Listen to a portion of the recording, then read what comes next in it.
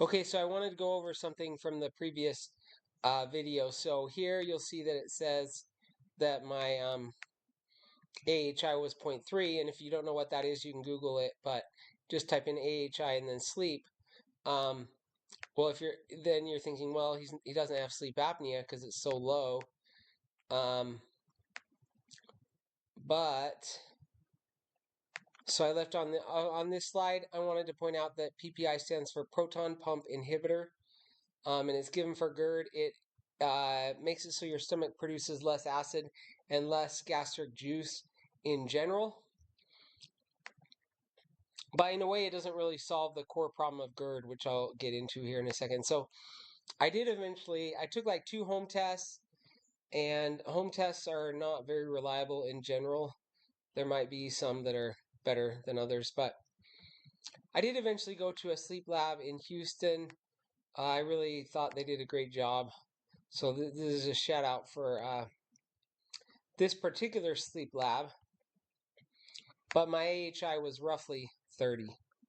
Okay, which means like I think it's between moderate and severe sleep apnea. Okay, so I wanted to go over real quick. So the esophagus, at the bottom of the esophagus is a muscle called the lower esophageal sphincter, and at the top of the esophagus is one called the upper esophageal sphincter.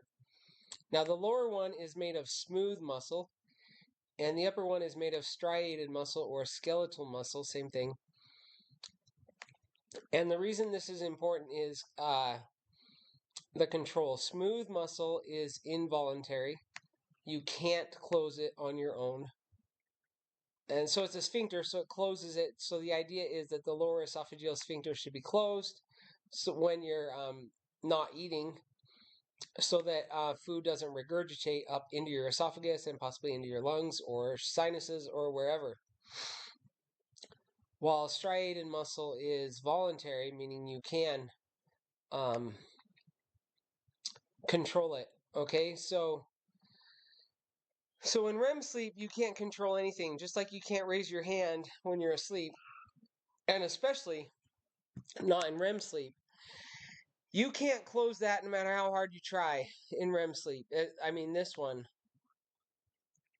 And, this one. You can't do a voluntary one. But this is the one that's supposed to help you out when you're in REM sleep.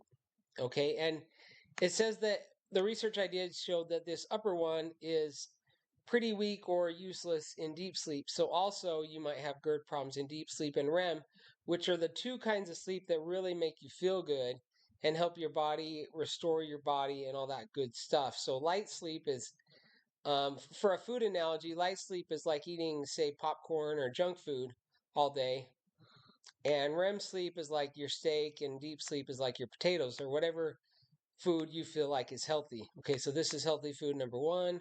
This is healthy food number 2. And light sleep is important, but if you're only in light sleep, it's like you're eating, you're eating candy and popcorn all day. Okay, so not very good for you. Okay, so the stomach, let's think of it like a balloon. If the lower esophageal sphincter is not working, if it is working, then when the stomach is producing acid or juice, gastric juice, the stomach should inflate like a balloon. And so this is my reasoning. And again, just to shout out, this is all just my reasoning. So if I'm wrong, please point out in the comments section. This is just based on my research and my reasoning, but I'm sure I'm wrong in some spots, okay?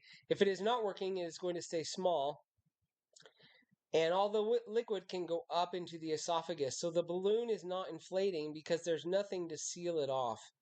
And so this is my guess, and in REM or deep sleep, then your food and or liquid, it's probably mostly a liquid at this point, can probably go up into the sinuses or into the lungs. I hope I'm wrong here. In the comments, please tell me if I am. So if that lower esophageal sphincter is not working, as the stomach is producing juice, that water can just go right up the esophagus because, you're laying down and there's nothing to seal it off.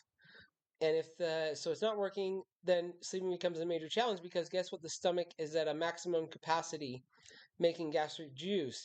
It's like midnight to 3 a.m. Basically, the whole night, the stomach is just pumping out gastric juice. I guess it's because the body's like, okay, you're sleeping. Now's a good time to make some juice for the next day's eating.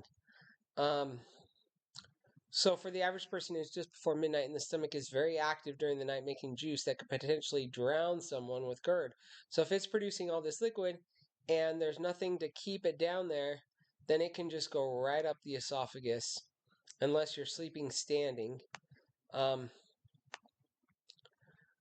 there are some possible solutions for nighttime GERD. So basically, you need something to block that. PPIs is just lowering the juice, but even if there's a little juice and that lower esophageal sphincter is not working, in my mind, it can still go up there. Now, maybe there's not enough juice to fill up the whole esophagus, but since you're laying down and water seeks its own level, it seems like even a tiny amount of water could potentially go right up your esophagus.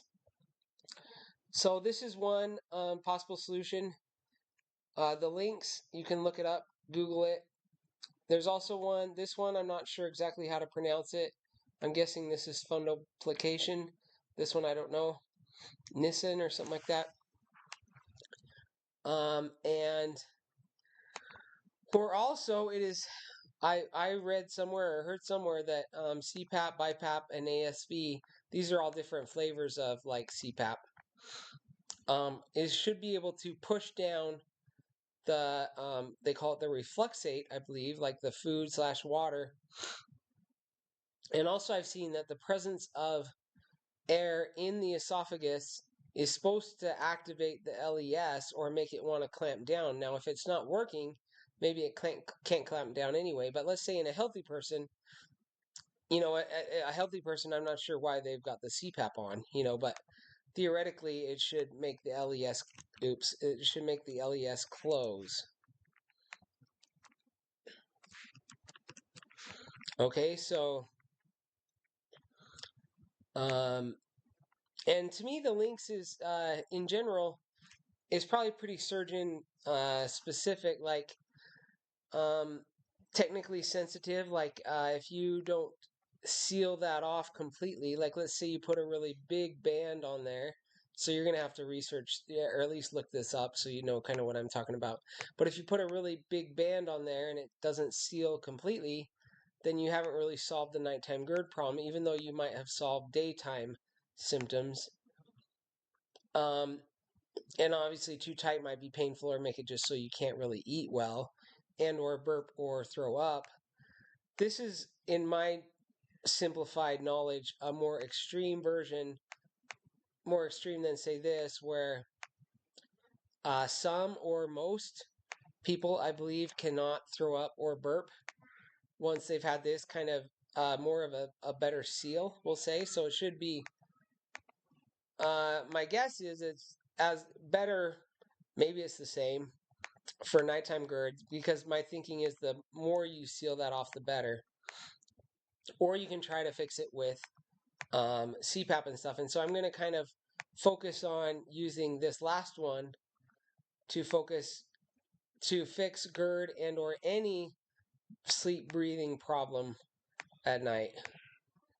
And so, yeah, that's going to be pretty much, I think, the focus of this channel. Pretty much this technical stuff. I'm sure I'll have some more stuff come up, but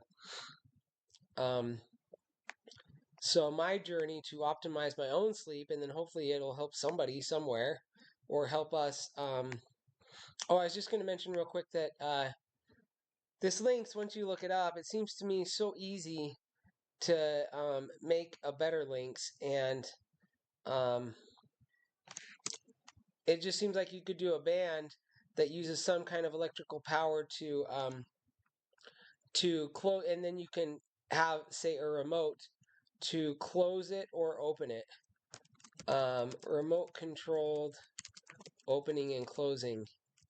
And I know that might sound crazy, but it's not, because first of all, you have battery powered like pacemakers, and then you also have the Inspire device.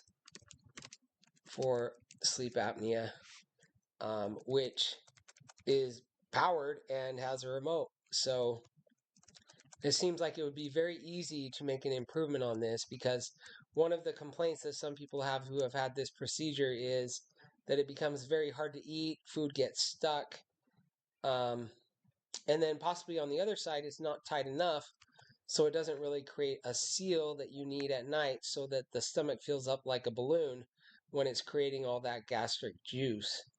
So this seems like an easy solution, but the FDA or whatever, it might take them the rest of our lifetime to approve something like that. Um, so yeah, just optimizing sleep, which like I said is a lot harder than you might think, using some kind of breathing device, the tongue retainer, mandibular advancement device, oxygen monitors, and Fitbits or Apple Watches. Or I was watching a video and there are a whole bunch of items like that to measure what stage of sleep you're in, because believe me, if your body, this is my opinion or my theory, that if your body is unable to get into deep sleep or REM sleep well, one thing your body might do is just kind of stay in light sleep all night.